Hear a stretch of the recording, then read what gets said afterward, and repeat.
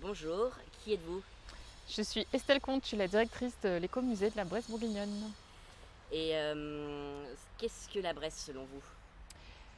Alors la Bresse, selon moi, c'est déjà un territoire rural.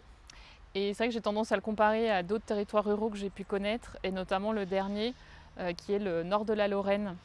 J'ai travaillé en Meuse, dans le nord de la Meuse pendant 5 ans, donc qui est un territoire qui est proche de la frontière belge et luxembourgeoise, et qui est qui est une ruralité, mais qui est assez différent de la Bresse.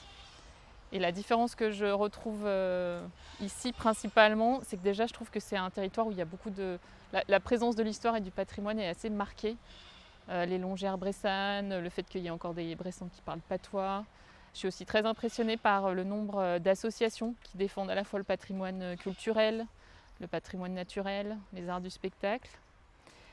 Je trouve aussi que c'est un territoire qui a l'air riche. Alors je sais que pour les habitants de Saône-et-Loire, ça fait toujours un peu bizarre de dire ça, parce que la Bresse, je crois, a souvent été un peu considérée comme un peu en retard par rapport aux autres territoires de Saône-et-Loire. Et pourtant, quand je le compare au nord de la Lorraine, je trouve que c'est un territoire qui a l'air très dynamique économiquement, qui attire encore de nouveaux habitants.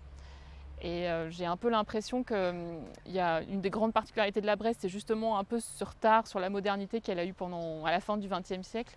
Et pour moi, j'y vois une vraie chance de développement économique, puisqu'aujourd'hui, les gens, voilà, hein, ils ne recherchent pas euh, toujours, en tout cas, des endroits hyper connectés, hyper bétonnés, hyper mondialisés. Je pense que les gens aujourd'hui recherchent de plus en plus des endroits très authentiques, plutôt calmes, proches de la nature. Et je pense que là, la Bresse a un vrai...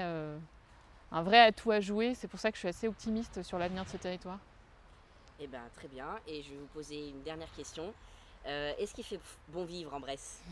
Oui, il fait bon vivre en Bresse. Je pense que pour qui aime la nature, qui aime la campagne, il fait bon vivre en Bresse. Ça, c'est certain. Eh bien merci beaucoup. Merci à vous.